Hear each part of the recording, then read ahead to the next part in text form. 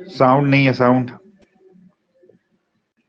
हमारे चैनल को क्या करें, अपना क्लास में आपका स्वागत है ना। अपना क्लास में आपका हम लोगों को क्या करते हैं, स्वागत करते हैं। और इसलिए इस चैनल को लाइक करें, सब्सक्राइब करें, शेयर करें प्लीज।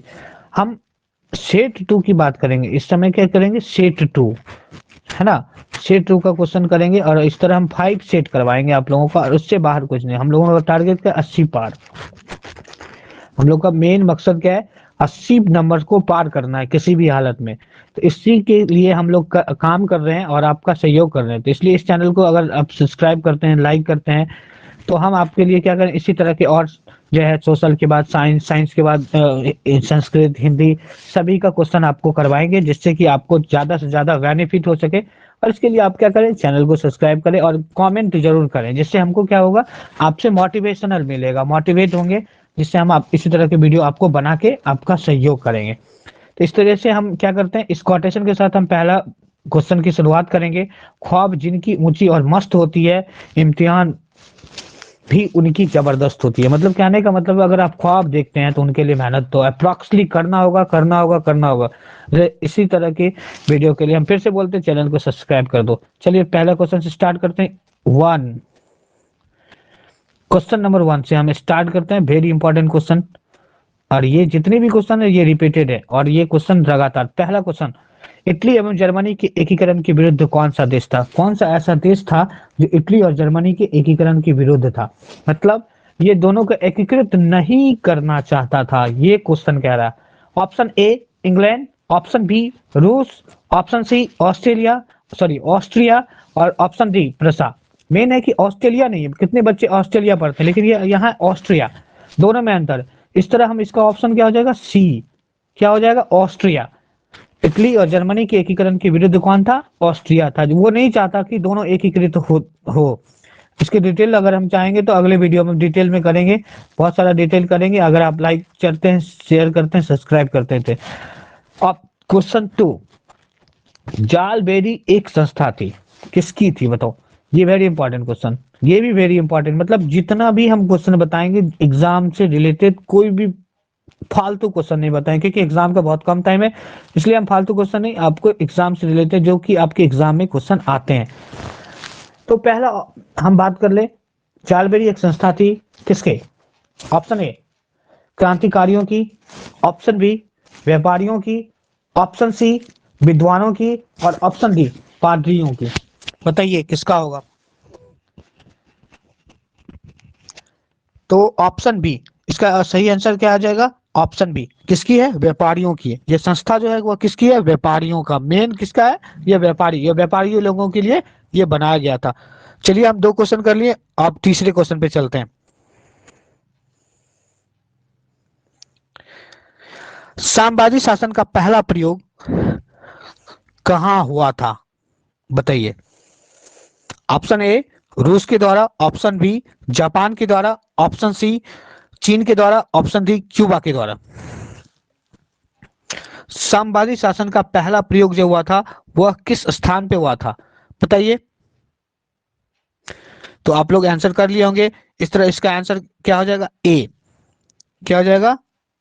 ए, रूस के द्वारा। चलिए 4 नंबर क्वेश्चन पे चलते हैं।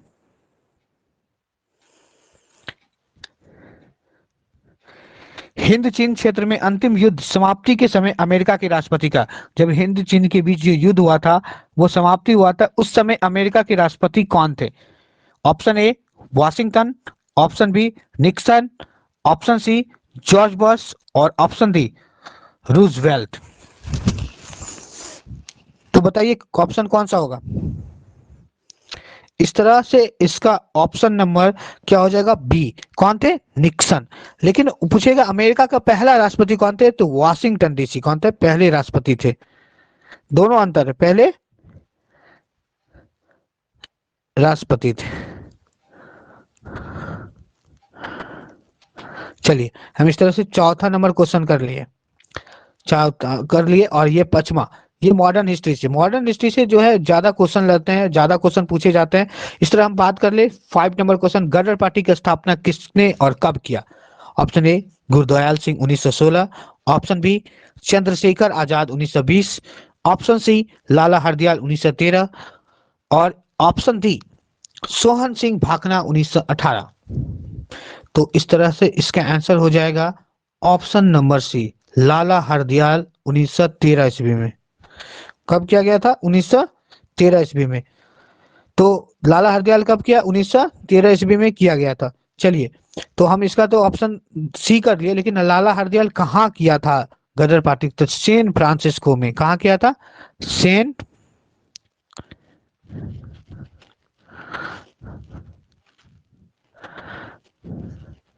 चलिए आपको पता चल गया हो, सैन फ्रांसिस्को कहाँ? यूएसए में। ये भी पूछता है तो लाला हरदयाल ने सैन कहाँ किया गया था गदर पार्टी का? तो आप क्या बताओ? सैन फ्रांसिस्को में किया था। चलिए, इस तरह से हम क्वेश्चन नंबर 6 पे जाते हैं। क्या है? जलियांवाला बाग हत्याकांड किस तिथि को हुआ था? आपको पता होना चाहिए। ऑप्शन ए 13 अप्रैल 1919 ईस्वी को, ऑप्शन बी 14 अप्रैल 1919 ईस्वी को, ऑप्शन सी 15 अप्रैल 1919 ईस्वी को, ऑप्शन डी सभी गलत है। तो आप लोग आंसर कर चुके होंगे। ऑप्शन ए 13 अप्रैल 1919 ईस्वी को जलियांवाला बाग हत्याकांड हुआ था।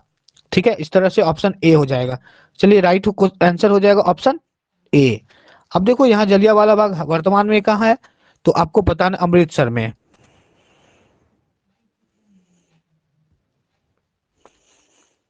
चलिए हम बात करते हैं 7 नंबर क्वेश्चन।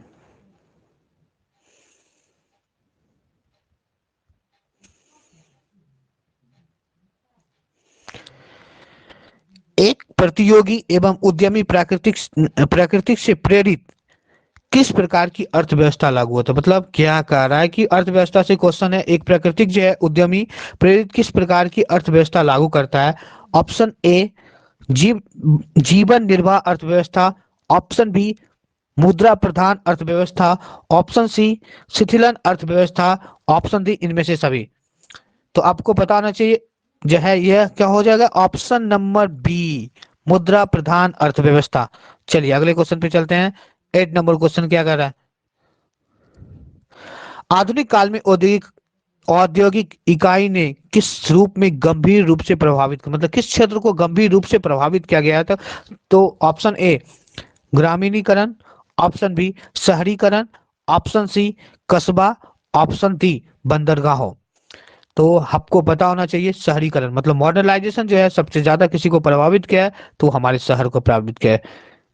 लाइक फिर से भाई लाइक कर दो ना, इसी तरह का वीडियो देखना हो तो। ये अपना चैनल है, अपना चैनल, और अपना चैनल इसलिए रखा गया कि आप लोगों के लिए है और आप लोगों के लिए काम करता है।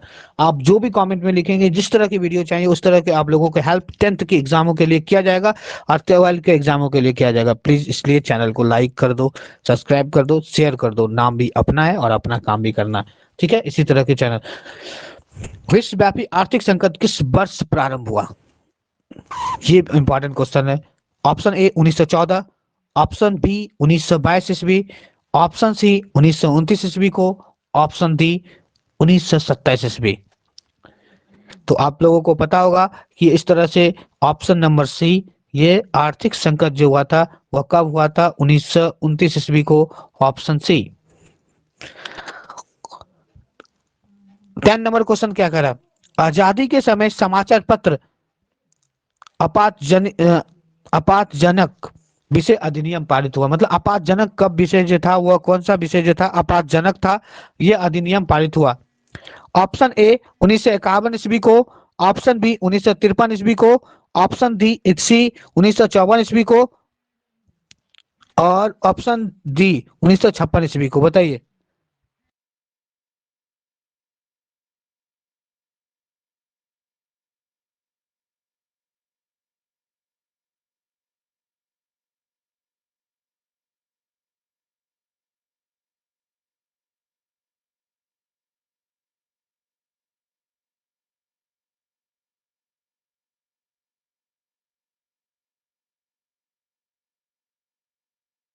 कौन सा ऑप्शन होगा बताइए?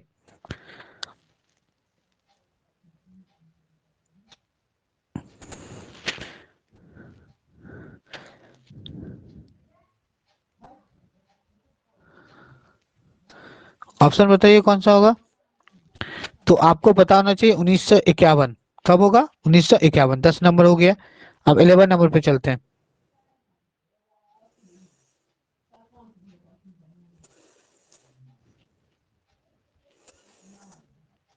चलिए 11 नंबर क्वेश्चन कहता है एल्युमिनियम की बनाने के लिए किस खनिज की आवश्यकता है। जब एल्युमिनियम का निर्माण करेंगे उसमें किस खनिज की आवश्यकता होती है। ऑप्शन ए मैग्नीज की, ऑप्शन बी तीन की, ऑप्शन सी लोहा की, और इस तरह से ऑप्शन डी बॉक्साइट की। तो आप लोगों को पता है कि हम लोगों को जो एल्युमिनियम बनाने के लिए जो जरूरत होता है वह किसकी होती है, बॉक्साइट की जरूरत होती है। इस तरह से इसका आंसर क्या हो जाएगा, डी, ऑप्शन नंबर डी। चलिए हम आगे क्वेश्चन की बात करें। 12 नंबर क्वेश्चन क्या कर रहा है, देश में तांबे की कुल कितनी भंडार है, बताओ। देश में तांबे की कुल कितनी भंडार है। 100 crore ton, option A, B 125 crore ton, option C 10 crore ton, option D 175 crore ton. 12 number question बताइए।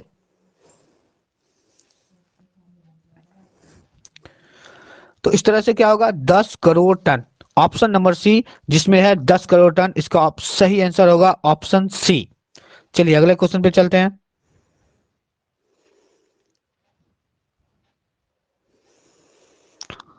13 नंबर क्वेश्चन, निम्न प्राकृतिक संपदा में किसका भंडार सीमित है, मतलब कौन सा ऐसा प्राकृतिक संसाधन है जो सीमित मात्रा में। पहला कोयला, ऑप्शन बी हवा, ऑप्शन सी मिट्टी, और ऑप्शन डी सौर ऊर्जा। बताइए। कोयला क्या है, यह प्राकृतिक संसाधन तो है लेकिन ये सीमित है, मतलब खत्म हो सकता है। इसको क्या जा सकता है, खत्म, खत्म हो हो सकता है। चल भाई पता होगा, बहुत मेहनत लगता है इस तरह की वीडियो बनाने में। प्लीज चैनल को लाइक कर दो, सब्सक्राइब कर दो। चलिए 14 पे आप चलते हैं हम लोग। वेरी इंपॉर्टेंट क्वेश्चन, यूरेनियम का प्रमुख उत्पादक स्थान है। कौन सा ऐसा जगह है जो यूरेनियम का प्रमुख उत्पादन किया जाता है, बताइए। Option A Digboi, option B Jharia, option C Ghatshila, option G Jadugora. Very important question है। इस तरह से इसका आंसर 14 का क्या हो जाएगा, डी, क्या हो जाएगा, जादूगोरा। अब 14 के बाद हम बात करेंगे 15 number question, very important. Bharat ने किस राज्य में सौर ऊर्जा के विकास की सर्वाधिक संभावना है, ये भी कल क्वेश्चन था। मतलब सौर ऊर्जा का सर्वाधिक सामना है, किस ऐसे राज्य हैं जहां सौर ऊर्जा की सर्वाधिक सामना मतलब व्यवस्था है। तो इस तरह से हम इसका ऑप्शन नंबर क्या हो जाएगा, देखिए पीडीएफ नहीं आ रहा,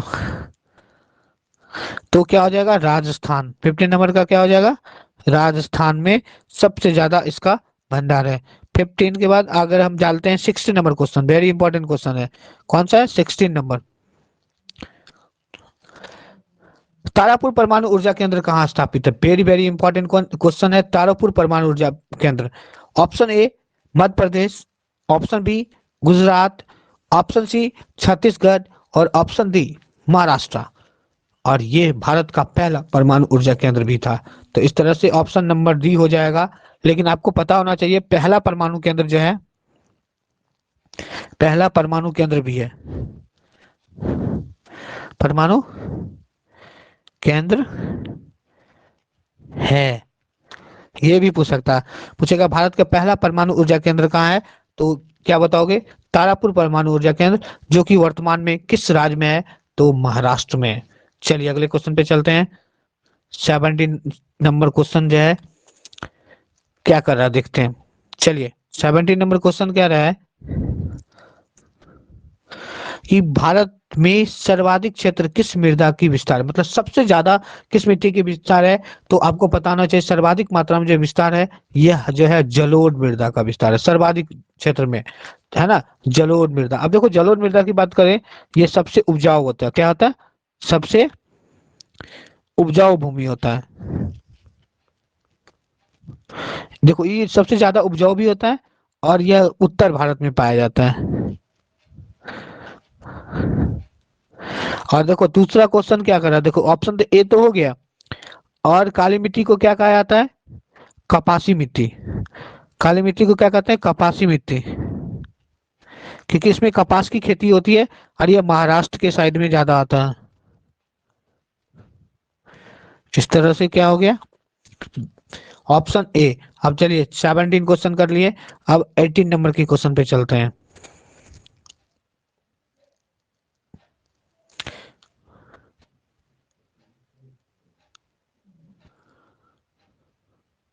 अच्छा बताओ, ये ऑप्शन दी, दो क्वेश्चन ऑप्शन कट गया, लेकिन इसी में से आंसर होगा। किसका कथन है संसाधन होते नहीं बनते हैं? बताओ। हम सीधी बात कर लें तो ऑप्शन ए जिमरमैन का कथन है संसाधन होते नहीं बनते हैं। चलिए,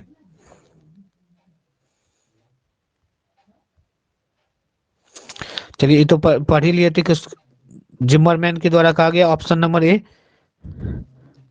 ये क्वेश्चन, कोसी नदी घाटी परियोजना का प्रारंभ कब हुआ था? 29 नंबर क्वेश्चन कर रहा है, कोसी नदी घाटी परियोजना की शुरुआत कब हुई है, प्रारंभ कब हुआ है? Option A 1950, option B 1948, option C 1932, option D 1955। बताइए। 19 नंबर का क्वेश्चन। आप ओनली सुनते जाइए ना, एक भी क्वेश्चन प्रॉब्लम नहीं आएगा किसी भी एग्जाम में, इस मतलब 10th के एग्जाम में तो इससे बाहर जाना ही नहीं है। मतलब हमारा 180% पार होगा, अर्थात हम 100% एमसीक्यू कर सकते हैं, क्योंकि सब्जेक्टिव में नंबर करता है लेकिन एमसीक्यू में नंबर नहीं करता। इसलिए अगर हम इस तरह करते हैं मेहनत तो एक भी क्वेश्चन का नंबर नहीं कटेगा। इस तरह से option number D is the correct answer.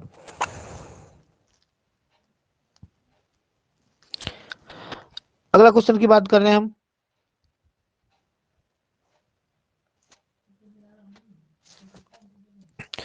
Kusheshwar स्थान किस जिले में स्थित है?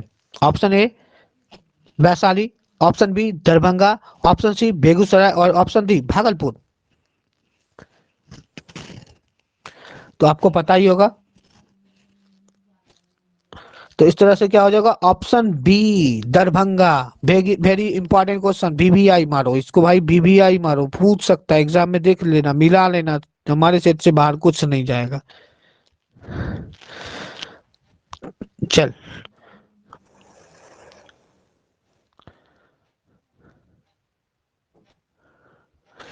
दलित और महादलित की एक नई पहचान बनी, मतलब दलित और महादलित की एक नई पहचान बनी। Option A Uttar Pradesh, option B Rajasthan, option C Bihar और ऑप्शन डी हरियाणा। बताइए। 21 नंबर क्वेश्चन। तो इस तरह से हम क्या करते हैं, बिहार, क्योंकि हम बिहार की बात कर रहे हैं, वैसे भी अंदाजा लगा सकते हैं कि हम लोग बिहार की बात कर रहे हैं, इसलिए इसका बिहार ही आंसर होगा। अब देखो, नस्ल का आधार है, क्या है नस्ल का आधार? जीवन शास्त्र और धार्मिक शास्त्र। देखिए हम देखते हैं 22 नंबर का ऑप्शन सी और डी है या नहीं है।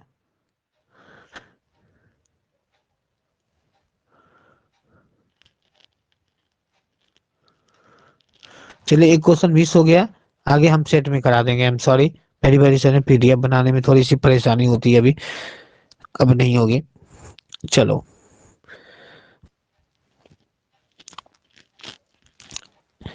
इंग्लैंड में महिला को मताधिकार किस वर्ष मिला था? ऑप्शन ए 1918 ईस्वी को, ऑप्शन बी 1919 ईस्वी को, ऑप्शन सी 1905 ईस्वी को, ऑप्शन डी 1940 ईस्वी को। 24 नंबर क्वेश्चन बताइए। तो इस तरह से हम क्या बात कर ले, 1918 ईस्वी को इंग्लैंड में महिला को जो वोट देने का अधिकार था वह कब मिला? 1918 ईस्वी को, अर्थात पूरा वर्ल्ड में जो है महिला को जो अधिकार मिला था वह वहीं मिला था। चलो, 25 नंबर क्वेश्चन, वर्ष 1975 ईस्वी भारतीय राजनीतिक में किसके लिए जाना जाता है? मतलब 1975 राजनीतिक में किसके लिए जाना जाता है, ये भी वैल्यू इंपॉर्टेंट है। मतलब ऑप्शन ए क्या रहा है, एक इस वर्ष आम चुनाव हुए थे, ऑप्शन बी श्रीमती इंदिरा गांधी प्रधानमंत्री बनी, ऑप्शन सी देश के अंदर आपातकाल लागू हुआ, और इस तरह से the option D Janata party की सरकार बनी। बताइए 25 नंबर क्वेश्चन क्या करा? तो इस तरह से देश में अंदर आपातकाल लागू हो गया भाई, 1975 में क्या हुआ, आपातकाल लागू हुआ। मैं बता दूं आपातकाल भारत में कितने हैं, 3 आपात है, राष्ट्रीय आपातकाल, राजकीय आपातकाल और तीसरा वित्तीय आपात। चलिए, ऑप्शन सी 26 नंबर क्वेश्चन क्या करा, देख लो भाई। बिहार में संपूर्ण क्रांति का नेतृत्व निम्नलिखित में से किसके द्वारा किया गया? मतलब बता रहा है कि बिहार में जो है वह संपूर्ण क्रांति का नेतृत्व कौन किया था? Option A Morarji Desai, option B Nitish Kumar, option C Indira Gandhi और ऑप्शन डी जयप्रकाश नारायण। चलिए, इसका आंसर क्या हो जाएगा, करेक्ट आंसर जयप्रकाश नारायण, अर्थात बिहार विभूति के नाम से जाना जाता प्रख्यात व्यक्ति, अर्थात इसे संपूर्ण क्रांति का नेतृत्व किया था Jayaprakash Narayan. Option number D. 25 26 ना, 27 नंबर क्वेश्चन कर रहा है। चलिए, चिपकू आंदोलन का संबंध रेलवे से संबंधित नहीं है, मतलब चिपकू आंदोलन का संबंध नहीं है। क्वेश्चन ध्यान से देखो, यहाँ क्या आ रहा है, नहीं है। ऑप्शन ए, अंगूर के पेड़ काटने की अनुमति से। ऑप्शन बी, आर्थिक शोषण की मुक्ति से। ऑप्शन सी, शराबखोरी के विरुद्ध आवाज से। ऑप्शन डी, कांग्रेस पार्टी के विरोध से। कौन सा संबंध नहीं है? 27 number question, very important question है, बताओ। ना कांग्रेस पार्टी के विरोध से, भाई किसी पार्टी से संबंध नहीं है। चिपकू आंदोलन का तो पेड़ को काटने से रोकना था, पेड़ को।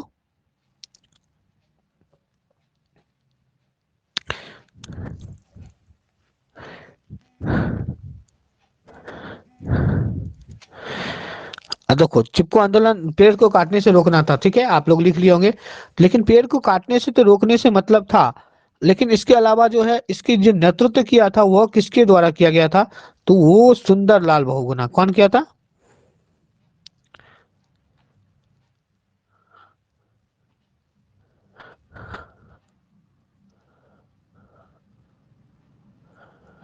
किसके नेतृत्व में किया गया था? सुंदरलाल बहुगुणा के नेतृत्व में किया।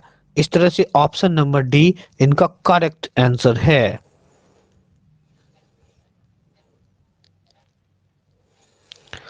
अगले क्वेश्चन की बात कर लें। 28 नंबर क्वेश्चन क्या कर रहा है? लोकतंत्र एक शासन है जिसमें है, पहला सामाजिक व्यवस्था है। ऑप्शन बी, आर्थिक आदर्श है। ऑप्शन सी, विशेष मनोवृत्ति है। ऑप्शन डी, उपयुक्त में सभी। बताइए आप लोग, क्या हो जाएगा? इस तरह से option D is the correct answer.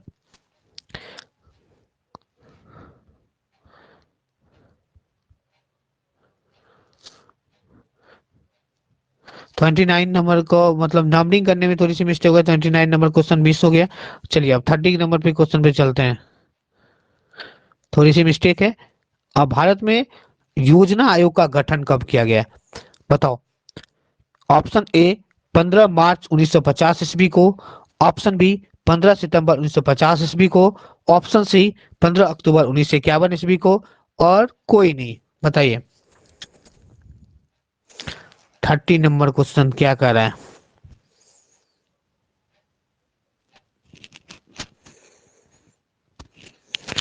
तो इस तरह से ऑप्शन नंबर ए, 15 मार्च 1950 ईस्वी को योजना आयोग बना था, जिसको खत्म करके क्या बना दिया गया? नीति आयोग बना। अभी क्या बना? नीति आयोग।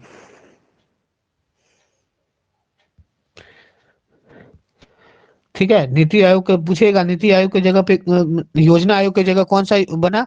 तो नीति आयोग बता दोगे। क्या बना? योजना आयोग के स्थान पे क्या, किसका निर्माण किया गया? नीति आयोग का निर्माण किया गया। चलिए, इस तरह से तो आप बता देंगे योजना आयोग का गठन जो है योजना का निर्माण करने से संबंध रखता है। तो इसका निर्माण जो हुआ था 15 मार्च 1950 ईस्वी को। कब हुआ था? 15 मार्च 1950 ईस्वी को। Is the correct answer option number A. कब? ऑप्शन ए, 15 मार्च 1950 ईस्वी को। चलिए हम 30 नंबर के क्वेश्चन पे चलते हैं। सतत विकास का उद्देश्य क्या है? मतलब लगातार जो विकास करेगा देश, उसका क्या उद्देश्य है? 31 नंबर क्वेश्चन कह रहा है, सतत विकास का उद्देश्य है केवल अपने लिए, केवल दूसरे के लिए, अपने लिए और आने वाले संतति के लिए, और उपयुक्त में कोई नहीं। 31 का करेक्ट ऑप्शन केवल अपने लिए। सतत विकास जो है वह किसका उद्देश्य है? खुद के लिए है। पूरी तरह क्या है? खुद के लिए उद्देश्य है। इस तरह से हम 32 में क्वेश्चन में आते हैं। नरेगा एक कार्यक्रम है। नरेगा क्या है? जिसका नाम जो है मनरेगा, अभी वर्तमान में महात्मा गांधी ग्रामीण रोजगार गारंटी अधिनियम। इसमें क्या था? नरेगा में क्या था? 100 दिन, 100 दिन जो है, डे जो है, एक वर्ष में काम मिलना चाहिए। एक वर्ष में, वर्ष में काम। अगर 100 दिन काम नहीं मिलता तो उसके लिए उसको क्या किया जाता था? मुआवजा देता था। तो ये पूरा देश के लिए ना निर्धारित किया गया है। तो इस तरह से क्या हो जाएगा? राष्ट्र स्तर पर इनका जो निर्माण हुआ था वह किस स्तर पे हुआ था? राष्ट्र स्तर पे। 33, राष्ट्रीय आय के समतुल्य है। मतलब राष्ट्रीय आय किसके समतुल्य है? पहला, उपभोक्ता व्यय और विनियोग के योग। ऑप्शन बी, उपभोक्ता व्यय तथा विनियोग के अंतर। ऑप्शन सी, उपभोग उपभोग व्यय तथा विनियोग व्यय के गुण को। ऑप्शन डी उपयोग व्यय तथा विनियोग व्यय के। तो बताइए 33 नंबर का क्वेश्चन का करेक्ट आंसर कौन सा हो जाएगा? तो ऑप्शन ए उपभोक्ता व्यय और विनियोग, उपभोग व्यय और विनियोग योग। Option A is the correct answer. चलो 33 के बाद 34 की बात कर ले हम भाई। 34 नंबर भी वेरी इंपॉर्टेंट क्वेश्चन है। इससे पहले वाला सेट में भी मैंने कराया। अगर इससे प्रीवियस क्वेश्चन देखना है, सेट 1 देखना है, सेट 1 देखना है, तो भाई हमारे जो है प्लेलिस्ट में जाकर जो है 10th क्लास के प्लेलिस्ट में जाकर आप इस वीडियो को देख सकते हैं, जिससे कि जो है आपको काफी फायदा मिलेगा, ये मेरा गारंटी है। और ये 80 पार, हम लोगों का क्या मकसद 80% पार करना, क्योंकि 50% एमसीक्यू है। अगर आप 100% एक एमसीक्यू करते हैं तो आपको 100% संभावना है कि 80+ आप पार कर जाएंगे, ठीक ना। इसलिए आप हमेशा प्रयास कीजिए, लगा रहिए और जरूर पार कर पाइएगा। तो रिजर्व बैंक आरबीआई की स्थापना कब हुई थी? ऑप्शन ए 1934 ईस्वी को, ऑप्शन बी 1935 ईस्वी को, ऑप्शन सी 1948 ईस्वी को, और ऑप्शन डी 1951 ईस्वी को। तो कौन सा आंसर हो जाएगा? तो आपको पता है भारतीय रिजर्व बैंक की स्थापना 1935 ईस्वी, ऑप्शन नंबर बी। चलिए ऑप्शन क्या कर, अगले 35 नंबर का क्वेश्चन क्या कह रहा है? कौन सा बीमारू राज्य नहीं है, मतलब कौन सा ऐसा राज्य है जो बीमारू ना? तो बिहार तो बीमारू है ना भाई। कौन सा ऐसा राज्य है जो बीमारू नहीं है? इसमें से कौन सी बीमारू नहीं है? Option A Bihar, option B Madhya Pradesh, option C Karnataka, और option D Orissa.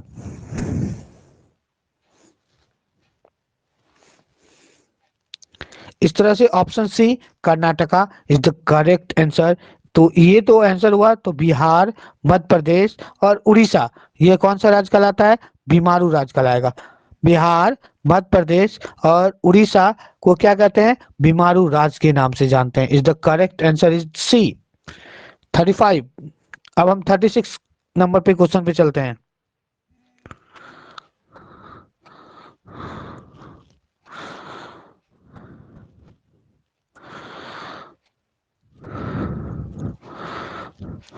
Very important का क्वेश्चन।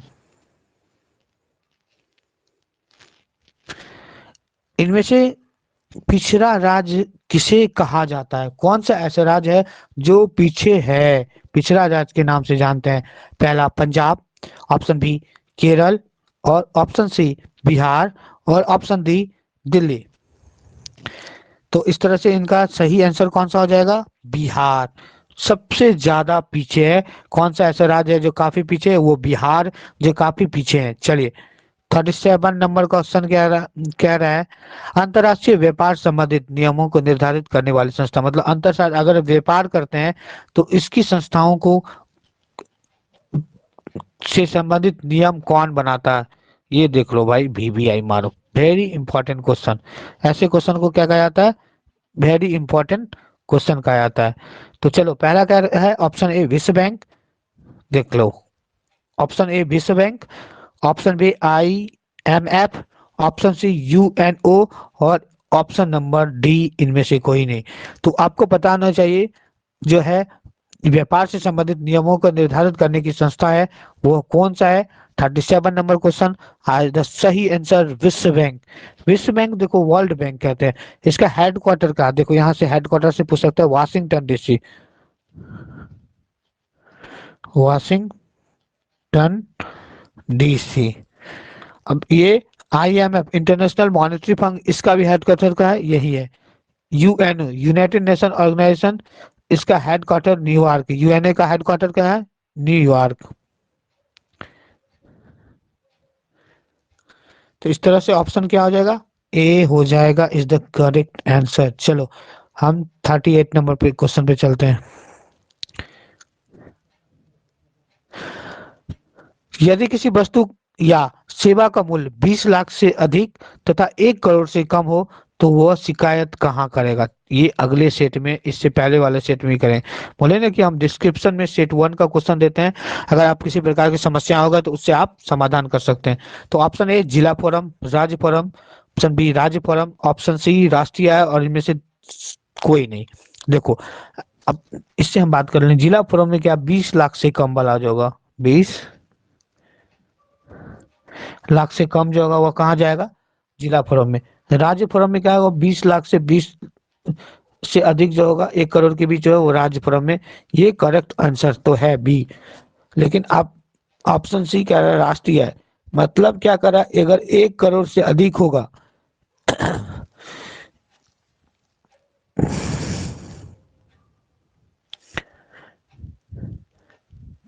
से अधिक होगा तो वो कहाँ जाएगा, राष्ट्र में। तो इस तरह से क्या होगा, option number B is the correct answer. चलिए 38 के बाद 39 नंबर क्वेश्चन क्या कह रहा है, देखिए।